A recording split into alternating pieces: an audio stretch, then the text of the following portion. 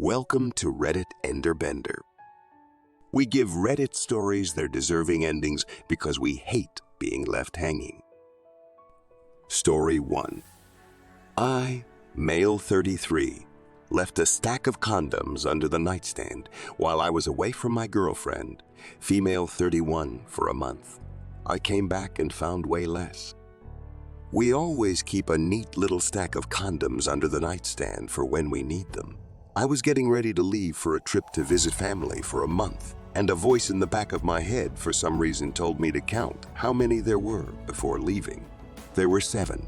1 month later, I came back and there were only 3. What the hell do I do? How can I ask her about this without ringing any alarms? There's literally no history of cheating in our relationship. Granted, we've only been dating and living together for 6 months, but still, I'm itching to know what the hell happened to those 4 other condoms while I was gone. Should I pry? Or should I assume she grabbed some to give to a friend of hers that needed them urgently one night? Please, friends, help. Ending number 1. So, I couldn't shake off the mystery of the disappearing condoms. After some internal back and forth, I decided to just ask my girlfriend about it. One night, we were chilling on the couch, and I casually brought up the whole condom situation. I was like, "Hey babe, I noticed we're down to 3 condoms from the 7 we had before I left. What's the deal?" She laughed and admitted that one of her friends had a bit of a condom emergency while I was away. Apparently, it was a one-time thing, and she just grabbed a few from our stash to help out. We ended up having a good laugh about it, and she promised it wasn't some secret conspiracy. It was a relief to get a straightforward answer, and it turned into one of those moments where you realize how important it is to communicate openly. We both agreed to keep each other in the loop about stuff like this in the future, no matter how small. Crisis averted, and our relationship's communication level leveled up a bit. All's well that ends well, I guess. Ending number 2. As I mustered the courage to bring up the dwindling condom supply, my girlfriend's reaction wasn't what I expected. With a solemn look, she hesitated before admitting to cheating while I was away. My heart sank as the truth unfolded, and I felt a mixture of shock, disappointment, and pain. She confessed that during a weak moment, she had made a terrible mistake with someone else. The condoms were used as a result of her unfaithfulness. The trust we had built over 6 months shattered in an instant, leaving me grappling with a sense of betrayal. The conversation took a somber turn as we faced the reality of our relationship crumbling. Despite the pain, I appreciated her honesty, but the damage was irreversible. We decided to part ways, acknowledging that the foundation of trust had been irreparably broken. In the following days, I navigated the emotional aftermath, trying to make sense of what had transpired. The discovery left a lasting mark on my heart, and the once promising relationship became a poignant lesson about the fragility of trust and the unexpected turns life can take. Ending number 3. As I stood there staring at the dwindled stack of condoms, my mind raced with questions and uncertainty. Doubt began to creep in, clouding the trust I had in our relationship. I knew I had to find answers, but the thought of asking her directly made me apprehensive. I didn't want to jump to conclusions or make her feel defensive. Taking a deep breath, I decided to approach the situation delicately. After all, communication was key in any relationship. I waited for the right moment, choosing a time when we were relaxed and alone together. Sitting on the couch one evening, I mustered the courage to broach the subject. "Hey," I began tentatively, "I noticed something strange while I was away. Before I left, we had 7 condoms, but now there are only 3. Any idea what might have happened?" Her face flushed slightly as she looked at me, surprise mingling with curiosity in her eyes. She paused for a moment before responding with a soft sigh. Her fingers idly traced the fabric of the couch as she carefully chose her words. "Well," she started, her voice gentle, "there's something I've been meaning to talk to you about." I leaned in, my curiosity piqued. The weight of uncertainty still lingered, but her openness gave me a glimmer of hope. "When you were away," she continued, "I started volunteering at a local youth center. It's an organization that provides support and resources for young adults who may not have access to proper education about safe sex." A mixture of relief and admiration washed over me as I listened to her explanation. It was so like her to take on such a responsibility to make a difference in the lives of others. I realized that there are so many young people out there who lack the knowledge and the means to protect themselves, she explained, and it troubled me. So I decided to use some of those condoms we had, those extras that were just sitting in the drawer, and bring them to the youth center. I looked at her, stunned. Here she was, taking the initiative to address a problem that many would simply ignore or turn a blind eye to.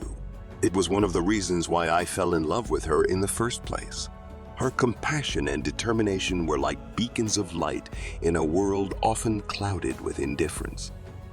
"That's amazing," I whispered, my voice filled with awe. "You're making a real difference, you know."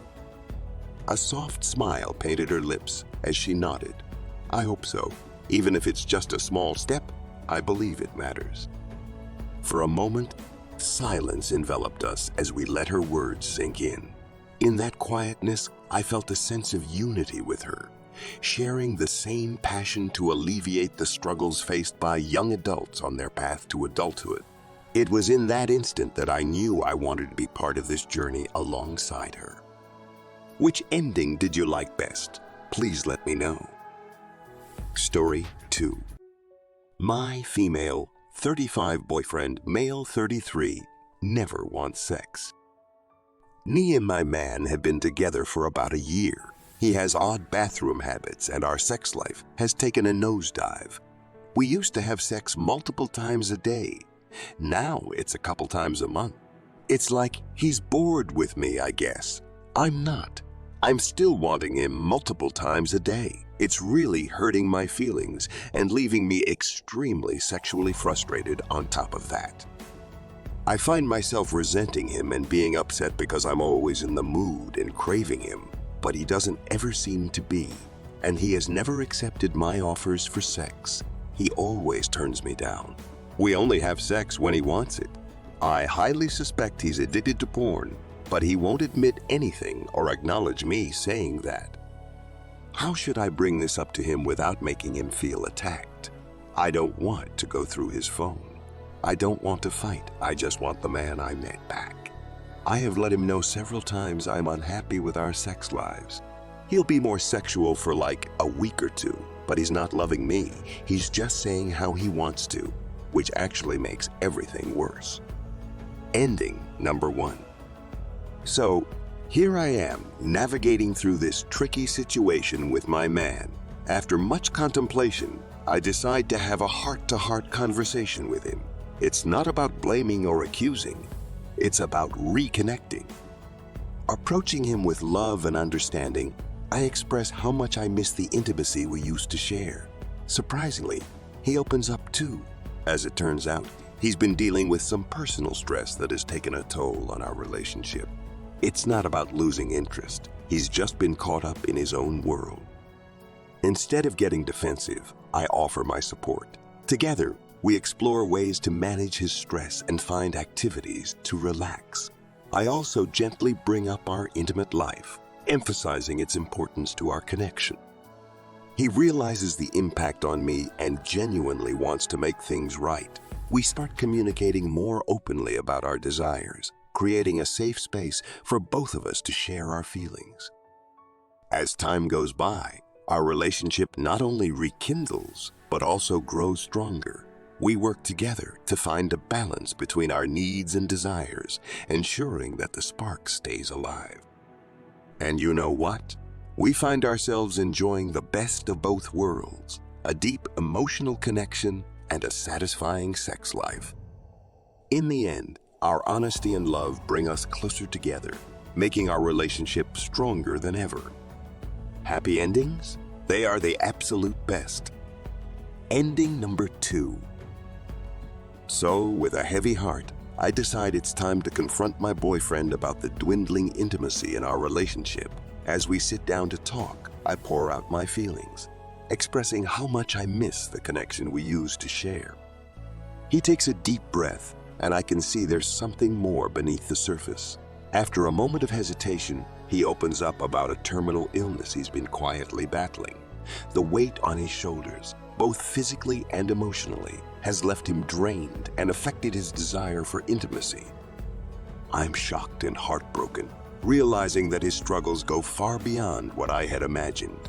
In that vulnerable moment, we share tears, fears, and a newfound understanding. He apologizes for not sharing this burden earlier, and I reassure him that we're in this together. As we navigate the challenges of his illness, our bond deepens in ways I never anticipated. We explore different ways to connect emotionally, finding solace and comfort in each other's presence. Our relationship becomes a sanctuary of love, support, and understanding. Though the road ahead is tough, we face it hand in hand, cherishing the moments we have together. Our love transcends the physical, evolving into a profound connection that defies the limitations of time. In the end, we redefine what intimacy means for us, embracing the depth of our emotional connection. And even in the face of a terminal illness, our love becomes a beacon of strength and resilience, making each moment we share even more precious. It's not the ending I expected, but it's a journey of love that transcends the boundaries of illness. Ending number 3. Feeling perplexed and frustrated, I finally muster the courage to confront my boyfriend about our dwindling sex life. As we sit down for a heart-to-heart talk, he drops a bombshell. He's joined a male empowerment group that believes sex is detrimental and is actively trying to abstain from it altogether. I'm taken aback, unable to comprehend the sudden shift in his perspective. He explains that the group promotes celibacy as a path to personal empowerment, and he's committed to adhering to their principles. It's a choice he's made for himself, but it leaves me grappling with the impact on our relationship. Initially, I try to be understanding, respecting his autonomy and his personal journey. However, as days pass, the strain on our relationship becomes evident. The lack of physical intimacy leaves a void, and the emotional distance between us grows. I attempt to support his choices, attending group sessions with him and trying to grasp the ideology behind it. Yet, the connection we once shared begins to erode. The group's teachings, emphasizing the negative aspects of sex, clash with my own beliefs and desires. Our communication becomes strained as discussions about our relationship trigger his commitment to the group's principles. The emotional intimacy we once enjoyed dissipates, and the relationship takes on a more platonic feel. I find myself grappling with the conflict between my own needs and his newfound convictions. Ultimately, we reach a crossroads where it becomes clear that our paths are diverging. I respect his journey, but I also acknowledge the importance of a fulfilling and balanced relationship. With a heavy heart, we decide to part ways, recognizing that our individual growth requires different trajectories. While he continues on his journey of self-discovery through the empowerment group, I embark on a path of rediscovering my own needs and desires.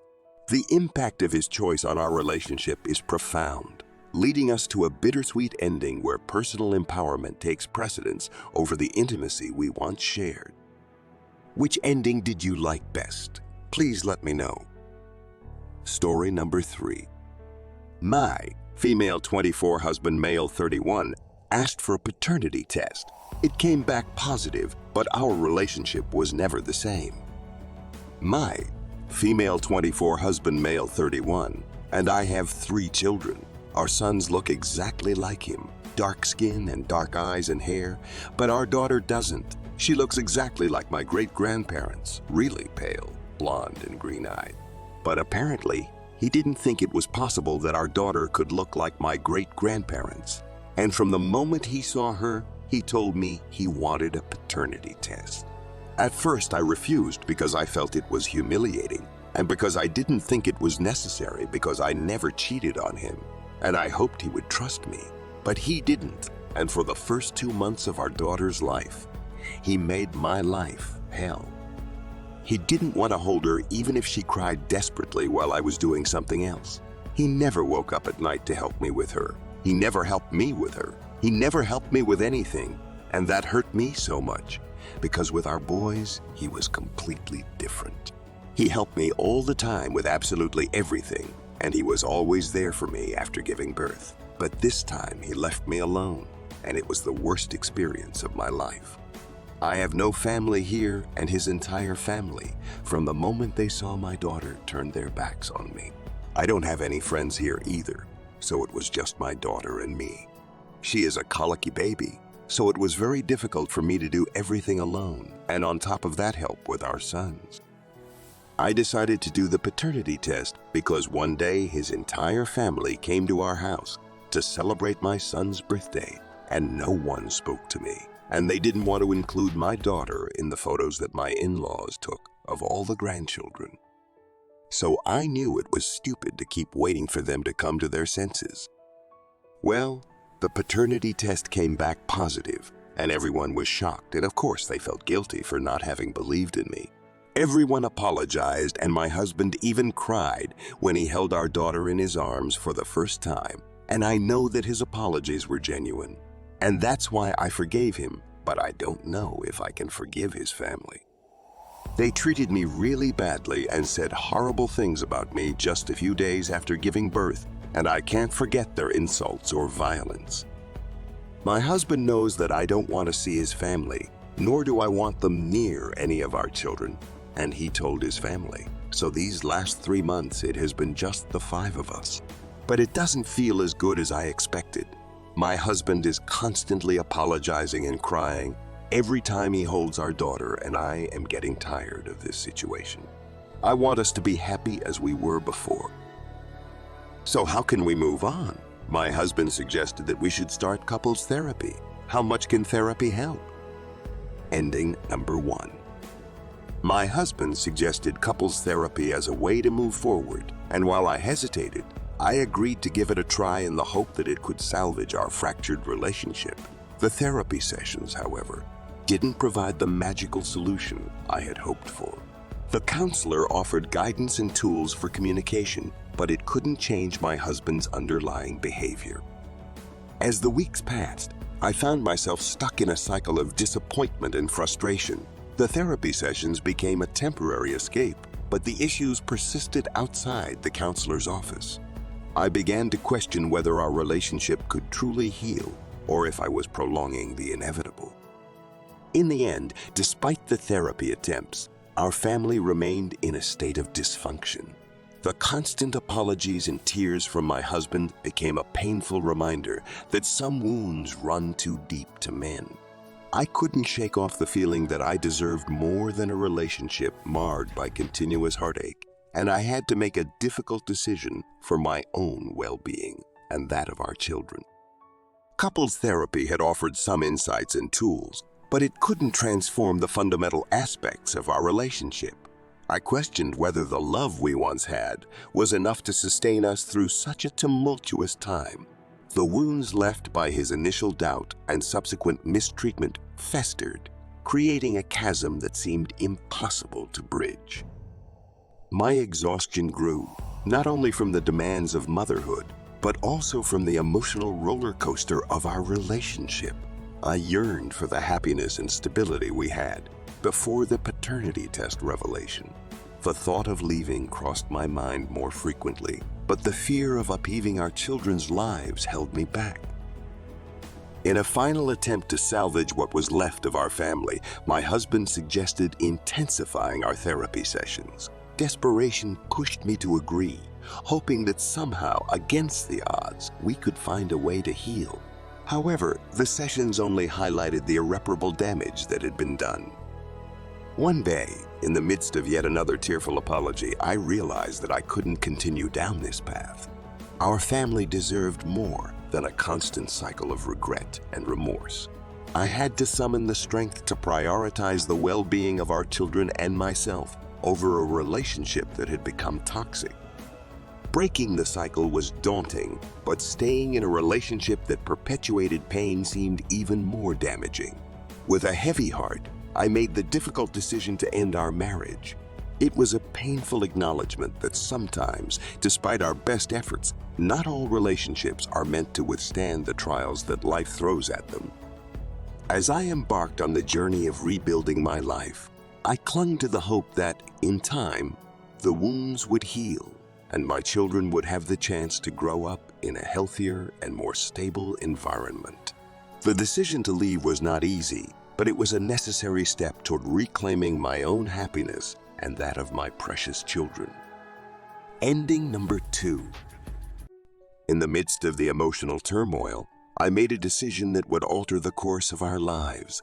Unable to endure the continuous strain on our family, I decided to take the kids to visit my family, a place of comfort and support that had been missing for far too long. As we arrived at my family's home, surrounded by warmth and understanding, I felt a sense of relief. I confided in my family about the tumultuous journey our marriage had taken and the toll it had exacted on my well-being. Their empathy and genuine concern provided a stark contrast to the turbulent atmosphere we had left behind. As I shared the details of our struggles, my family listened with compassion and offered insights that had eluded me in the midst of the chaos. Their unconditional love became a lifeline, and the support of my siblings and parents reassured me that I wasn't alone in facing this difficult decision. The children, sensing the heaviness in the air, approached the situation with a maturity beyond their years. In our candid conversations, they shared their own observations and feelings about the strained family dynamic. Their innocent wisdom served as a reality check, highlighting the toxicity that had permeated our home. In the embrace of my family, I found the strength to consider an alternative future, one where my children could thrive in an environment free from constant turmoil. The love and encouragement they showered upon us became a catalyst for change. As I weighed the options, it became clear that returning to the troubled relationship might not be the best course of action. The children, in their honest and heartfelt expressions, convinced me that we deserved a life free from the shadows of the past. They yearned for a home filled with love, stability, and the laughter that had been absent for too long. With the unwavering support of my family and the unanimous agreement from my children, I made the difficult choice not to return. It was a decision rooted in the desire to provide my children with a chance at a healthier, happier future, one where they could flourish and grow without the weight of a fractured home. Leaving behind the pain of the past, we embarked on a journey of healing, surrounded by the love and strength of family. The road ahead was uncertain, but the conviction that we were making the right choice propelled us forward into a new chapter, one where the echoes of regret were replaced by the promise of a brighter tomorrow. Which ending did you like best? Please let me know. Don't forget to hit that subscribe button and ring the notification bell, because you won't want to miss a single captivating story. Thanks for tuning in. We'll see you next time.